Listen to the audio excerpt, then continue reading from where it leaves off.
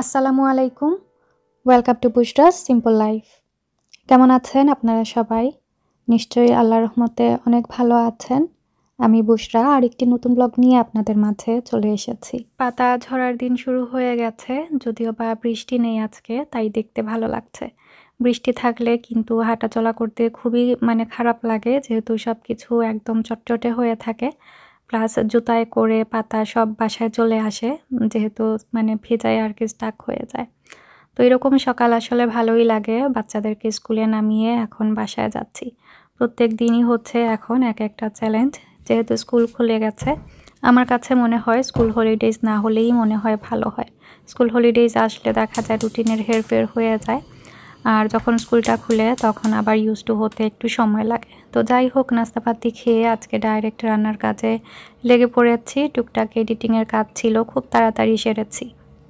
Weather কেমন যেন একদম গ্লুমি হয়ে আছে। এরকম ওয়েদারে আসলে শুধু ঘুমাতে ইচ্ছে করে, যদিও বা ঘুমানো আমার পক্ষে সম্ভব না। একবার যদি উঠে যাই তখন শেষ। হাজার বেডে গেলে গড়াগড়ি করলেও আমার ঘুম আসে না। তো যাই হোক, আমি এদিকে রান্না বসাচ্ছি। একটা গরুর মাংস আর হাট চিকেন আগেই মাখিয়ে বসিয়ে দেব, যেহেতু এগুলো হতে বেশ সময় লাগে।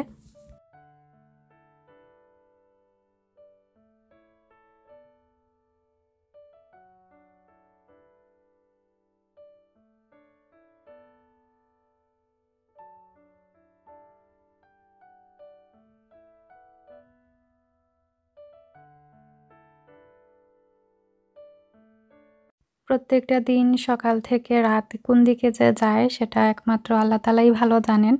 তার উপরে কাজের এত প্রেশার, ইদানিং আমি টিকটক শপেও কাজ করা শুরু করেছি। তো সবকিছু মিলিয়ে এখন মনে হচ্ছে দম ফেলারও সময় নেই, এরকম একটা অবস্থা। তাছাড়া বাচ্চাদের তো স্কুলের ডিউটি, মাদ্রাসা ডিউটি, টিউশনের ডিউটি, তার উপরে এটা সেটার অ্যাপয়েন্টমেন্টস তো লেগেই থাকে। তো সবকিছু একসাথে মেনটেন করতে গিয়ে মনে হয় রাতের বেলা আর বডিতে কোনো প্রাণই থাকে না। তো আজকে একটা শুটকি কারিও রান্না করতে যাচ্ছি। মা বলছিলেন যে শুটকি জাতীয় কিছু খাওয়ার জন্য। আসলে বাসায় শাক-টাক ওইরকম ছিল না। তো এই যে শুটকিটা ছিল, এটার নাম অবশ্য আমার জানা নেই। ছুরি শুটকিই মনে হয় হবে। তো এগুলো দিয়ে কেবেজ দিয়ে রান্নার প্ল্যান করেছি। আর এই যে একটা চপিং স্লাইসার একটা, এটা এত ভালো। ইদানিং এটা আমার খুবই ফেভারিট একটা জিনিস। পেঁয়াজ-টেয়াজ যাই বলেন না কেন, এটা দিয়েই আমার কাজ করা হয়, আর আমি খুব ইউজড টু হয়ে গেছি। আর এটা এত শার্প, বেশ কয়েকবার আমার হাত কেটেছে, বাট এখন একটু আর কি সাবধান হয়ে গেছি বা ইউজ করাটা জেনে গেছি।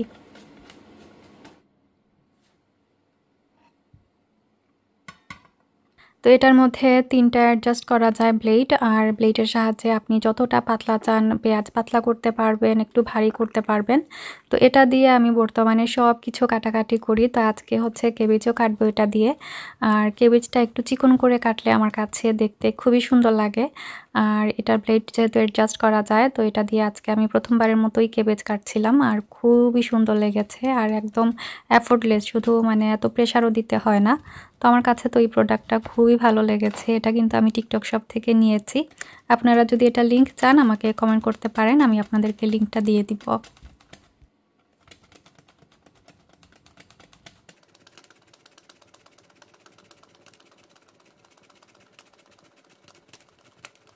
দেশে থাকতে যখন বাণিজ্য মেলা হতো, বাণিজ্য মেলায় কিন্তু এরকম স্লাইসার বা চপার কিন্তু একটা স্টল থাকতো, আর ওনারা বিভিন্ন ধরনের সবজি কেটে কেটে দেখাতেন। আমার কিন্তু ওইগুলো দেখতে খুব ভালো লাগতো, আর কিনেও নিয়ে আসতাম। বাট কেন যেন বাসায় নিয়ে আসার পরে আর ওইরকম কাটতে পারতাম না। বাট এই একটা জিনিস নিয়ে দেখলাম যে না, যেমন দেখিয়েছে তেমনই কাজ হয়েছে। তো এদিকে আমি কারিও বসিয়ে দিয়েছি।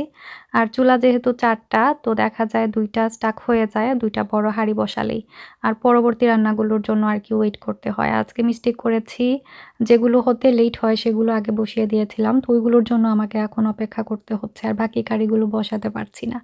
তো আমি শুটকি কারি খুবই সিম্পল করেই রান্না করেছি। এরকম করে দেখবেন, যদি না করেন মজারই হয়ে থাকে। তো আমি রসুন, পেঁয়াজ একটু ভালো করে ভেজে নিয়েছি। তারপরে মসলার মধ্যে হলুদের গুঁড়া, বেশি করে মরিচের গুঁড়া, হালকা একটু ধনিয়া আর একটু মনে হয় কারি পাউডার দিয়েছিলাম। দিয়ে এগুলোকে ভালো করে নাড়াচাড়া করে মুচমুচে করে ভেজে নিয়েছি। আমি মসলার মধ্যে কোনো পানি দেইনি কষানোর জন্য।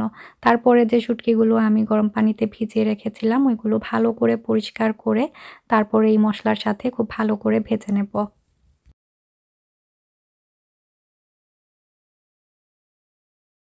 তো এই পর্যায়ে আমি ঢেকে ৫ মিনিটের মতো রান্না করেছি। তারপরে আবারও নাড়াচাড়া করে এটাকে একটু ভাজা, ভাজা করে নেব। আর তারপরে যে কেবেজ কেটে রেখেছিলাম ওইগুলো এটার সাথে দিয়ে ভালো করে মিশিয়ে নেব।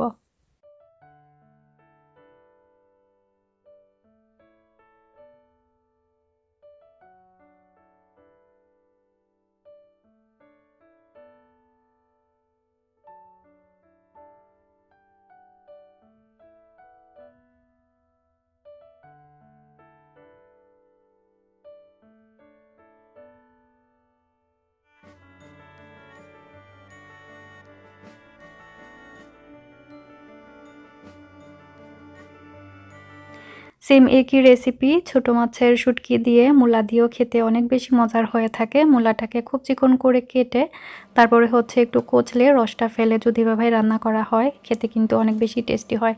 সেটাও ট্রাই করে দেখতে পারেন। আর এদিকে আমার হাড় চিকেনে বলক চলে এসেছে। এটাকে খুব ভালো করে কষিয়ে রান্না করব।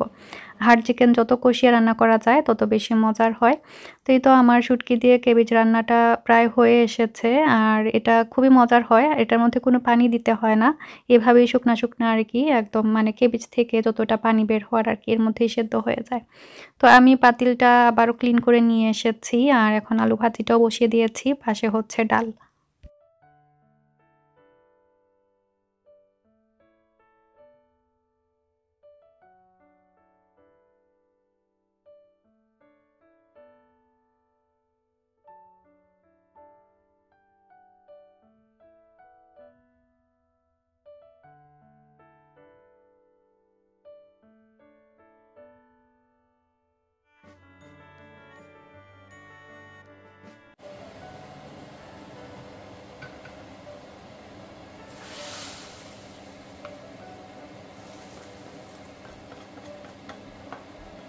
রাতে কত কিছু প্ল্যান করে রাখি যে সকালে এটা করব, ওইটা করব। বাট সকাল হতে না হতেই দেখা যায় এক কাজ শেষ না হতেই আরেক কাজ মানে করতে, করতে কোন দিকে যে সময় যায়। তো লিস্টের অনেক কাজ আমার হাতে জমা পড়ে আছে। তার মধ্যে আমার কিছু ডিপ ক্লিনিং এর কাজ আছে। তার উপরে কিছু ডেকোরেশনের জিনিস নিয়েছিলাম আমার কিচেনটাকে রিডেকোরেট করার জন্য। তো সবকিছু এখনো পেন্ডিং। কোন দিন যে করব আল্লাহ তাআলাই ভালো জানেন। তো আমার রান্নাবাড়া শেষ হয়ে গেছে। আজকে বেশ সময় লেগে গেছে। যেহেতু এই ২ টা কারির জন্য আমাকে বেশ সময় ওয়েস্ট করতে হয়েছে। তো এদিকে একটা গরুর মাংসের কারি ছিল, ডাল রান্না করলাম। আর হাড় চিকেন একটু ভুনা, ভুনা করে রান্না করেছি। সাতকরা দেয়ার কথা ছিল বাট দেইনি যেহেতু গ্যাসের সমস্যা হয় মা-বাবা দুজনেরই। আর এদিকে হচ্ছে আলু ভাজি। আলু ভাজি আজকে নিচে তলা লেগে গিয়েছিল তাই অনেকটাই ভেঙে গেছে। আর এই তো কেবেজ দিয়ে শুটকি রান্না করলাম। তো রান্না করার পরে এক দৌড়ে শাওয়ার নিলাম, নামাজ আদায় করলাম। খাওয়া-দাওয়া শেষ করে এক দৌড় দিলাম স্কুলে। স্কুল থেকে নিয়ে এসে আবারও দিনকে রেডি করিয়ে ওর টিউশনে ড্রপ অফ করার জন্য এখন বের হয়েছি। আর বের হতে না হতেই হচ্ছে মাগরিবের টাইম চলে এসেছে। তো 4:30 থেকে ওর থাকে 6:30 পর্যন্ত। আজকে ইজানকে তো আর নিয়ে আসতে হয়নি যেহেতু মা-বাবা আছেন। আরামসে ওকে রেখে এসেছি। আদারওয়াইজ পুষচিয়ার নিয়ে আসতে হয়। আর আমার এই দিনগুলো আসলে অনেক টাফ যায়। তো এই তো দিনকে ড্রপ অফ করে এখন এক দৌড়ে যাবো বাসায়। মাগরিবের নামাজটা গিয়েই আদায় করব। এখন তো দিন শর্ট হয়ে গেছে। আর দৌড়ের উপরে আসলে থাকতে হয়। আর এই তো খুব সুন্দর করে এরকম ফুলের মতো এরকম লাল আর অরেঞ্জ কালার রাস্তার পাশে এগুলো দেখতে খুবই সুন্দর লাগছিল। তো আমি এক দৌড়ে রেকর্ড করে নিয়ে আসলাম। আর এই তো মাগরিবের নামাজ আদায় করে ১ ঘন্টার মধ্যেই তো এশার নামাজ হয়ে যায়। তো এশা আদায় করেই হচ্ছে আবারও বের হয়ে গেলাম দিনকে টিউশন থেকে নেয়ার জন্য। তো এইরকমই দিন যাচ্ছে, রাত পুষাচ্ছে। আর আমিও ব্লগের একদম শেষ প্রান্তে চলে এসেছি। যেতে, যেতে দোয়া রইল প্রত্যেকটা মা-বাবার জন্য আর বাচ্চাদের জন্য। মা-বাবারা তো বাচ্চাদের জন্য করেই যাচ্ছেন। আর বাচ্চারাও যেন বড় হয়ে মা-বাবার এই স্যাক্রিফাইস বা কষ্টগুলো যাতে বুঝতে পারে। সবাই অনেক ভালো থাকবেন। দেখা হবে, কথা হবে নেক্সট আরেকটি ব্লগে। Stay happy, stay connected. আল্লাহ হাফিজ।